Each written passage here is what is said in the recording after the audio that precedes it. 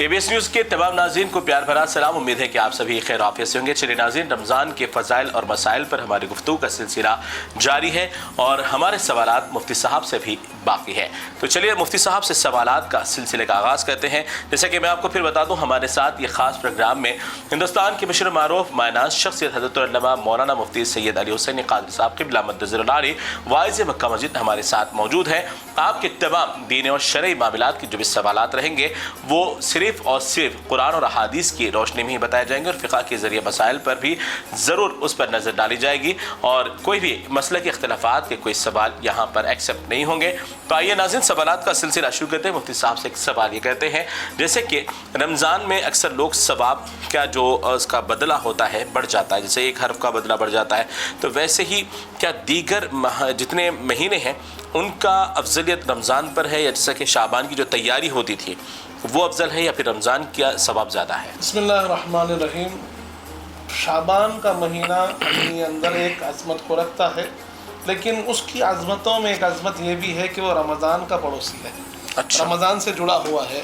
ماہ رمضان کی تیاری کا ایک وہ سبب بنتا ہے، اس لیے وہ شعبان بھی بڑی فضیلتوں والا مہینہ ہے۔ اور ماہ رمضان کی فضیلتوں میں ایک بنیادی فضیلت یہ ہے کہ اللہ رب العزت نے 12 مہینوں میں کسی مہینے کا قرآن مجید میں ذکر کیا، ماہ رمضان مبارک کا ذکر کیا۔ کوئی اور مہینے کا ذکر نام کے ساتھ قرآن مجید میں نہیں ملتا، لیکن ماہ رمضان کا ذکر نام کے ساتھ اللہ قرآن میں فرماتا ہے۔ یہ ایک بنیادی فضیلت ہے۔ اپنے کلام مجید کے نزول کے لیے اللہ نے اس مہینے کو چنا، یہ ایک بنیادی فضیلت ہے۔ اپنی خصوصی عبادت یعنی روزہ رکھنا، اس کے لیے اللہ نے اس مہینے کو چنا، یہ ایک بنیادی فضیلت ہے۔ اللہ نے اس مہینے میں شب قدر کو رکھا، یہ ایک بنیادی فضیلت ہے۔ اللہ نے اس مہینے کو ماہ برات، ماہ مغفرت، ماہ نجات کہا، یہ ایک بنیادی فضیلت ہے۔ اور ساتھ ہی ساتھ جب آپ نے ثواب کی بات کی ہے تو ماہ رمضان کے اندر نفل کا ثواب فرض کے مماثل بیان کیا گیا ہے کہ اگر کوئی نفل عبادت کرتا ہے تو اس عبادت کا ثواب فرض عبادت کے مقابل دیا جائے گا، اور جو فرض کا ثواب ہوگا وہ 70 گنا تک بڑھا دیا جائے گا۔ تو اس طور پر ہم دیکھتے ہیں کہ ماہ رمضان کی خصوصیات دیگر مہینوں سے بہت زیادہ ہے، بہت بڑی ہے۔ جی بے شک، سبحان اللہ۔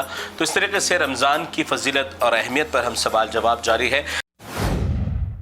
ایک اور اہم سوال ہے کہ اکثر لوگ رمضان مبارک کی آمد کے ساتھ جیسے کہ تاجرین ہوتے ہیں وہ نظر انداز کر دیتے ہیں اپنی عبادتوں کو۔ تو مفتی صاحب، اکثر بہت سارے لوگ ایسا ہے کہ مغرب کی نماز ادا کر لیتے ہیں تو پھر بھول جاتے ہیں کہ ہمیں تجارت ہی کرنا ہے، ماباقی جو رات ہوتی ہے ایسے ہی گزار دیتے ہیں۔ تو کیا اس طریقے سے عبادت کو نظر انداز کر دینا ان کے لیے کیا وعید ہوگی؟ بسم اللہ الرحمن الرحیم۔ حضور پاک صلی اللہ علیہ وآلہ وسلم نے ارشاد فرمایا کہ جس کسی نے ماہ رمضان کو پایا اور اپنی مغفرت نہ لکھا لی، اس کے لیے ہلاکت ہے۔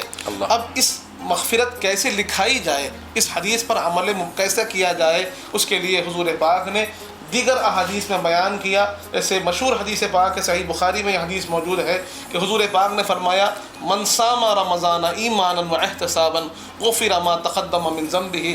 اسی طرح صحیح بخاری کے ایک اور حدیث پاک ہے، من قام رمضان ایمانا واحتسابا غفر ما تقدم من ذنبہ۔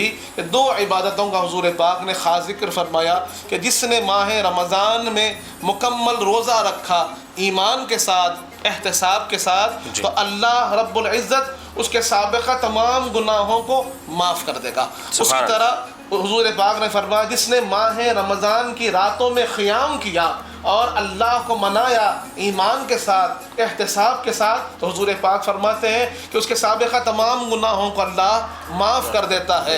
برادران عزیز، یہاں ایک غور کرنے والی بات یہ ہے کہ سابق میں اگر 30 برس، 40 برس، 50 برس اگر اتنے زیادہ بھی گناہ ہوں گے تو اللہ کی مغفرت، اللہ کی رحمت اس کے لیے عام ہوگی، اور ایک مہینے کی محنت اس کے تمام گناہوں کا کفارہ بن سکتی ہے۔ تو جیسے آپ نے سوال کیا کہ تجارت کریں یا عبادت کریں، آپ دیکھیے اللہ فرما رہا ہے، احادیث کریمہ ہمارے سامنے ہے، قرآنی آیات اللہ فرما رہا ہے، بل تؤثرون الحیات الدنیا والآخرۃ خیر وابقیٰ، کہ تم دنیاوی زندگی کو ترجیح دیتے ہو، اہمیت دیتے ہو، آخرت کی زندگی زیادہ بہتر ہے اور زیادہ باقی رہنے والی ہے۔ تو ماہ رمضان کا اہتمام عبادات کے ساتھ ہو تو یہ آخرت کا سامان ہے، اور اگر ماہ رمضان کا سامان آپ جو ہے تجارت کے ساتھ کر رہے ہیں وہ دنیا کا سامان ہے۔ دنیا کا سامان فانی ہے، فنا ہونے والا ہے، آخرت کا سامان باقی ہے، زیادہ فائدہ دینے والا ہے۔ تو اگر کوئی تاجر سچا تاجر ہے تو اپنے بڑے فائدے کو دیکھے گا، اس کا بڑا فائدہ آخرت کا فائدہ ہے، اس لیے اسے اگر محنت کرنی ہے تو اپنی آخرت کو سنوارنے کے لیے محنت کرنی چاہیے۔ جی چلیے، بہت بہت شکریہ۔ ایک اور اہم سوال کرتے ہیں، اکثر لوگوں کی ذہنیت میں بہت سارے سوالات اٹھتے ہیں انتقال کو لے کر، تو لیکن رمضان کا جیسے مہینہ آتا ہے، کسی کی اگر انتقال کی خبر سنتے ہیں تو سیدھا کہتے ہیں کہ اب یہ جنتی ہے، تو کیا اس طریقے سے رمضان میں انتقال کر جانا کیا جنت کی بشارت ہے، یا پھر اس پر قبر کے سوالات یعنی خاموش ہو جاتے ہیں؟ بسم اللہ الرحمن الرحیم۔ یہ بڑا بنیادی سوال اکثر لوگوں کے ذہنوں میں چلتا ہے، اٹھتا ہی ہے۔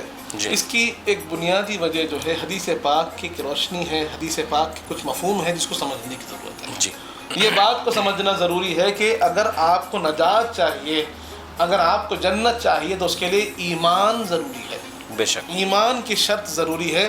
ایمان کے بعد ہی پھر سارے فضائل مراتب اور ہم کو جتنی فضیلتیں ملنی ہے ایمان کے بعد ایمان ہی کے ہے۔ بعد۔ اب حدیث پاک میں آتا ہے، حضور پاک نے ارشاد فرمایا جیسے ہی رمضان المبارک کا چاند دکھتا ہے، ماہ رمضان کا آغاز ہوتا ہے، اللہ رب العزت فرشتوں کو حکم دیتا ہے اور حکم دیتا ہے کہ جنت کے دروازوں کو کھول دیا جائے۔ فتحت ابواب الجنہ، حدیث پاک میں آیا کہ سارے جنت کے دروازے کھول دیے جاتے ہیں۔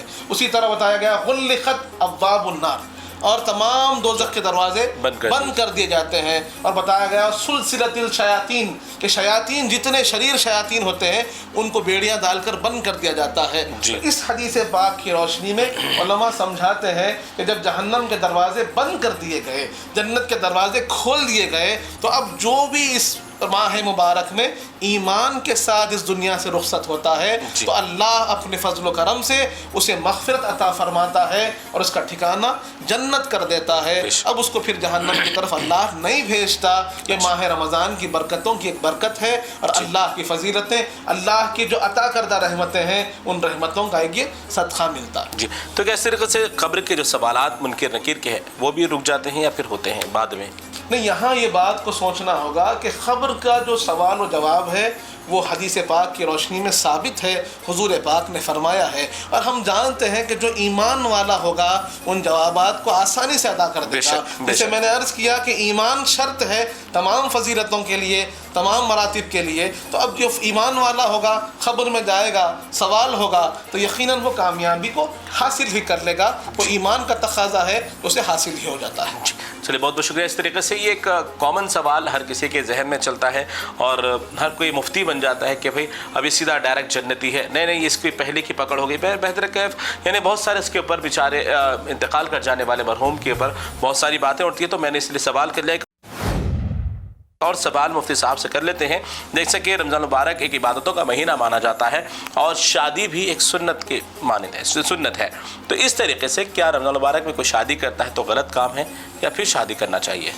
بسم اللہ الرحمن الرحیم۔ ماہ رمضان کے اندر شادی کرنے میں کوئی قباحت نہیں ہے، کوئی رکاوٹ نہیں ہے، شادی ماہ رمضان میں کر سکتے ہیں۔ اور لوگوں کے ذہنوں میں جو سوال آتا ہے کہ میاں بیوی کے جو تعلق ہے، جو تعلقات ہوتے ہیں، کیا رمضان کی راتوں میں وہ ہو سکتا ہے نہیں ہو سکتا ہے، تو قرآن نے اس کے لیے اجازت دی ہے۔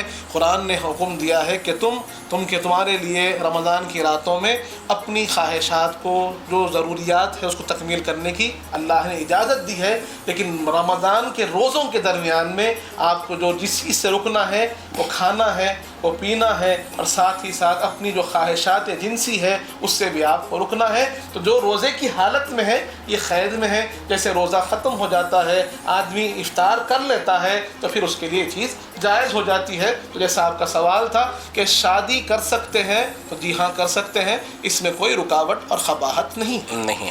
چلے، بہت بہت شکریہ۔ تو اس طریقے سے ناظرین ہمارے سوالات کا سلسلہ جو ہے برابر دیگر ایپیسوڈ میں جاری رہے گا، لیکن اب تک جو ہم نے سوالات کیے ہیں رمضان کے مسائل اور فضائل پر، یعنی رمضان کی اہمیت، افادیت، رمضان کا ثواب، رمضان میں تجارت کرنا، رمضان میں تجارت کو تقویت دینا اور عبادت کو نظر انداز کرنا، اس طریقے سے رمضان میں انتقال کر جانا، یہ تمام سوالات हमारे 2 एपिसोड में शामिल कर चुके हैं। अगर आपके कोई सवाल रमज़ान के ताल्लुक़ से अगर मिस हो गया है तो ज़रूर आप हमसे स्क्रीन पर दिए गए नंबर पर रमज़ान के ताल्लुक़ से हो या फिर कोई फ़ज़ाइल और मसाइल के ताल्लुक़ से सवाल कर सकते हैं। व्हाट्सएप के ज़रिए, इंस्टाग्राम पर, कोई भी आईडी पर आप हमें सवाल कर सकते हैं। इंशाअल्लाह मुफ्ती साहब के ज़रिए ज़रूर जवाब दिया जाएगा। अगला जो एपिसोड हमारा होगा वो बहुत ही अहमियत का हामिल है और उसे ज़रूर देखिए, क्योंकि उसमें रोज़ों की फजीलत, रोज़ों की अहमियत और उसको छोड़ देने पर उसके क्या वईद यानी उसके अज़ाबात होंगे, तो उन तमाम पर सवालात हमारे जारी रहेंगे। तो तीसरा एपिसोड हमारे साथ जुड़े रहिए ABS न्यूज़ के साथ।